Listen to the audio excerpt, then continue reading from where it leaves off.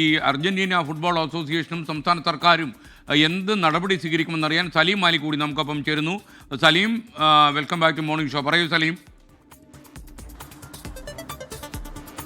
സംസ്ഥാനത്തിന് തന്നെ വലിയ അഭിമാനമാകേണ്ടിയിരുന്ന ഒരു പരിപാടി, അത് സംസ്ഥാനത്തിനാകെ അന്താരാഷ്ട്ര തലത്തിൽ നാണക്കേടായി മാറിയിരിക്കുന്ന ഒരു സാഹചര്യമുണ്ട്. പ്രത്യേകിച്ചും അർജന്റീന പോലൊരു വലിയ ടീമിൻ്റെ ഫുട്ബോൾ അസോസിയേഷൻ സംസ്ഥാന സർക്കാരിനും ഒപ്പം തന്നെ അതിൻ്റെ സ്പോൺസറായ റിപ്പോർട്ടർ ബ്രോഡ്കാസ്റ്റിംഗ് കമ്പനിക്കുമെതിരെ നിയമ നടപടി സ്വീകരിക്കാൻ ആലോചിക്കുന്നു എന്നുള്ളതാണ്. ഈ നിലവിൽ കരാർ ഒപ്പിട്ട് 45 ദിവസത്തിനുള്ളിൽ തന്നെ തുക അടയ്ക്കണം, അതിൻ്റെ ആദ്യഘട്ട തുക അടയ്ക്കണം എന്നുള്ളതായിരുന്നു ഇവർ തമ്മിലുള്ള ധാരണ. അതുമായി ബന്ധപ്പെട്ടുള്ള കരാർ പാലിക്കാൻ സ്പോൺസർമാരായ റിപ്പോർട്ടർ ബ്രോഡ്കാസ്റ്റിംഗ് കമ്പനി തയ്യാറായിട്ടില്ല. അതോടുകൂടി തന്നെ അവരുടെ ഫിക്സ്ചറുകൾക്ക് അർജന്റീനൻ ടീം തയ്യാറാക്കി കഴിഞ്ഞപ്പോൾ ഈ നേരത്തെ ഇവർക്ക് കേരളത്തിനായി മാറ്റിയിട്ടിരുന്ന സ്ലോട്ട് ഫില്ല് ചെയ്ത് മറ്റൊരു ടീമിന് നൽകുകയും ചെയ്തു.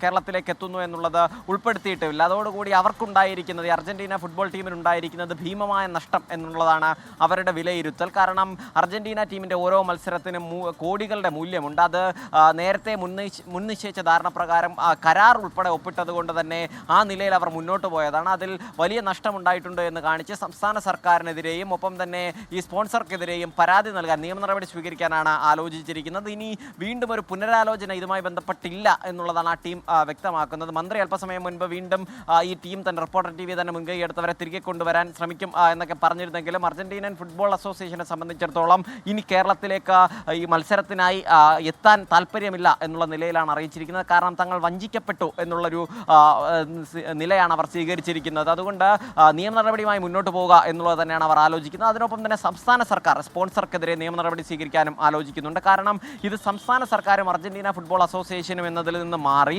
റിപ്പോർട്ടർ ബ്രോഡ്കാസ്റ്റിംഗ് കമ്പനിയും ഒപ്പം തന്നെ അർജന്റീന ഫുട്ബോൾ അസോസിയേഷനും തമ്മിൽ ഒപ്പിട്ട കരാർ എന്ന നിലയിലുള്ള വാർത്തകൾ കൂടി വരികയും ചെയ്യുന്നുണ്ട്. അതുകൊണ്ട് തന്നെ അവർക്കെതിരെ സ്വീകരിക്കാൻ പൂർണ്ണ ചിലവും ഈ സ്പോൺസർഷിപ്പ് ഏറ്റെടുത്ത കമ്പനി തന്നെ വഹിക്കാമെന്ന് അറിയിച്ചതാണ്. അതിൽ നിന്നാണ് അവർ പിന്നോട്ട് പോയിരിക്കുന്നത് എന്നുള്ളതാണ് ഇപ്പോൾ വ്യക്തമാക്കുന്നത്. നേരത്തെ 3 സ്പോൺസർമാരായിരുന്നു ഇതുമായി ബന്ധപ്പെട്ട് ഉണ്ടായിരുന്നത് ആദ്യഘട്ടത്തിൽ. അതിനുശേഷം പൂർണ്ണമായും ഉത്തരവാദിത്തം ഒറ്റ സ്പോൺസറിലേക്ക് മാറുകയും ഒറ്റ സ്പോൺസർ അതെല്ലാം വഹിച്ചുകൊള്ളാമെന്ന ധാരണയുമാണ് സർക്കാരുമായി ഉണ്ടാക്കുകയും ചെയ്തത്. അതാണ് ഇപ്പോൾ ലംഘിക്കപ്പെട്ടിരിക്കുന്നത്. മന്ത്രി തന്നെ നേരിട്ട് റിപ്പോർട്ടർ TVക്കെതിരെ രംഗത്തെത്തിയിരിക്കുന്നതും ആ സാഹചര്യത്തിലാണ്. മഹിബാൽ, മന്ത്രിയോട് സംസാരിച്ച മനീഷ് മഹിബാലായിരുന്നു. മനീഷ്, കൂടുതൽ വിവരങ്ങൾ. യഥാർത്ഥത്തിൽ മെസ്സി ഒരു നോക്ക് കാണുക എന്ന് പറയുന്നത് നമ്മുടെ കായിക പ്രേമികളുടെ ഒരു ചിരകാല സ്വപ്നമായിരുന്നു. എന്നാൽ ആ സ്വപ്നം തല്ലിക്കൊഴിച്ചു. സ്പോൺസർ പണമടച്ചില്ല.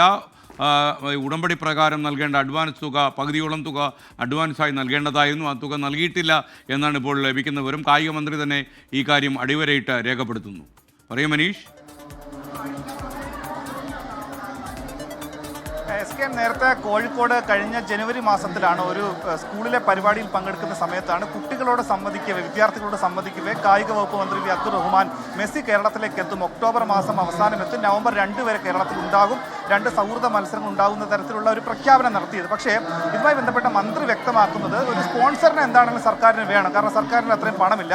അതുമായി ബന്ധപ്പെട്ട കരാർ വിളിച്ച സമയത്ത് ഈ റിപ്പോർട്ടർ ബ്രോഡ്കാസ്റ്റ് കമ്പനി അവരിങ്ങോട്ടേക്ക് റിക്വസ്റ്റ് ചെയ്യുമായിരുന്നു, അവരെ ഇങ്ങോട്ടേക്ക് അപേക്ഷിക്കുകയായിരുന്നു, ഞങ്ങൾക്ക് ഈ കരാർ ഞങ്ങൾക്ക് തന്നെ തരണം, 200 കോടിയുടെ പദ്ധതിയാണ് ഞങ്ങൾ നിലവിൽ മെസ്സി വരുന്നതുമായി ബന്ധപ്പെട്ട് ഞങ്ങൾ ഒരു പദ്ധതി ഇടുന്നത്, അതുകൊണ്ട് തന്നെ ഈ പദ്ധതി ഞങ്ങൾക്ക് തന്നെ തരണമെന്ന് സർക്കാരിനോട് അല്ലെങ്കിൽ കായിക വകുപ്പിനോട് റിപ്പോർട്ടർ ബ്രോഡ്കാസ്റ്റ് കമ്പനി തന്നെ അങ്ങോട്ടേക്ക് ആവശ്യപ്പെടുകയായിരുന്നു.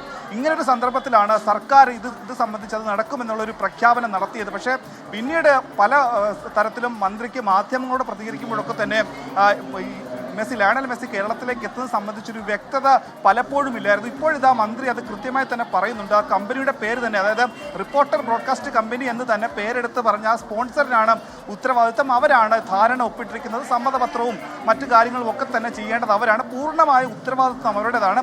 അവർ വാക്ക് തന്ന് അവരുടെ അപേക്ഷ പ്രകാരം അവർക്ക് കരാർ കൊടുത്തത് അവർ തന്നെ കാണിക്കുന്ന അലംഭാവമാണ് എന്ന രീതിയിലാണ് മന്ത്രിയുടെ വാക്കുകളിൽ നിന്ന് മനസ്സിലാകുന്നത്. അതുകൊണ്ട് തന്നെ ഇത് സംബന്ധിച്ച് ഉത്തരവാദിത്തം നിലവിൽ ഈ സ്പോൺസർക്ക് തന്നെയാണെന്നാണ് കായിക വകുപ്പ് വ്യക്തമാക്കുന്നത്. ഇനി എന്തെങ്കിലും സാധ്യതകൾ ഉണ്ടോ എന്ന തരത്തിലുള്ള ചില ചർച്ചകൾ നടക്കുന്നുണ്ട്. പക്ഷേ നിലവിൽ ഈ അർജന്റീനൻ ഫുട്ബോൾ അസോസിയേഷൻ്റെ പുതിയ ഷെഡ്യൂൾ പുറത്തു വന്നിട്ടുണ്ട്.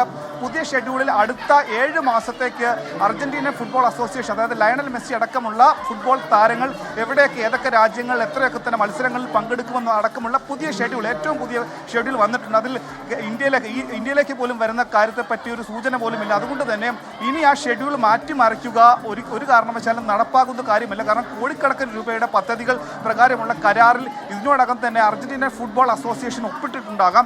അതുകൊണ്ട് തന്നെ അതിൽ നിന്നും പിന്മാറിക്കൊണ്ട് ഇനി കേരളത്തിൽ റിപ്പോർട്ടർ ബ്രോഡ്കാസ്റ്റ് കമ്പനിയുമായി നേരത്തെ ഉണ്ടായിരുന്ന ധാരണ പ്രകാരമുള്ള ഒക്ടോബർ മാസം അവസാനമെത്തി നവംബർ 2-ാം തീയതി വന്ന് ഇവിടെ 2 സൗഹൃദ മത്സരങ്ങൾ കളിച്ചു പോകാമെന്ന കരാർ വീണ്ടും അതിലേക്ക് എത്താനുള്ള സാധ്യത വളരെ വിരളമാണ്. അതേസമയം തന്നെ അവർക്കുണ്ടായ ഒരു അവമതി, അതായത് ഇത്തരത്തിലുള്ള ചർച്ച ഉണ്ടായിട്ട് അതിൽ പിന്നീട് 45 ദിവസത്തിനുള്ളിൽ 60 കോടിയോളം രൂപ നൽകാമെന്ന ധാരണ പാലിക്കാത്തതിൻ്റെ പേരിൽ നിയമ നടപടിയുമായി ബന്ധപ്പെട്ട നോട്ടീസ് നിലവിൽ റിപ്പോർട്ടർ ബ്രോഡ്കാസ്റ്റ് കമ്പനിക്ക് അയച്ചു എന്ന വിവരം കൂടി പുറത്തു വരുന്നുണ്ട്. മന്ത്രി എന്താണെങ്കിലും വ്യക്തമാക്കുന്നത് കായിക വകുപ്പിൻ്റെ ഉത്തരവാദിത്തമല്ല, പൂർണ്ണമായും ഈ സ്പോൺസറായ റിപ്പോർട്ടർ ബ്രോഡ്കാസ്റ്റ് കമ്പനിയുടെ ആണെന്നാണ്. ഇനി എന്തെങ്കിലും തരത്തിലുള്ള സാധ്യത ഇത് സംബന്ധിച്ചുണ്ടെങ്കിൽ വ്യക്തമാക്കേണ്ടത് സ്പോൺസറാണ്. കായിക വകുപ്പ് മന്ത്രി എന്ന രീതിയിൽ തന്നോടൊരു വിവരവും ഇതുവരെയും ഇത് സംബന്ധിച്ച് വ്യക്തമാക്കിയിട്ടില്ലെന്നാണ് മന്ത്രി 24 വ്യക്തമാക്കിയത്. SKN മനീഷ് മഹിപാലാണ് വിവരങ്ങൾ നൽകിയത്.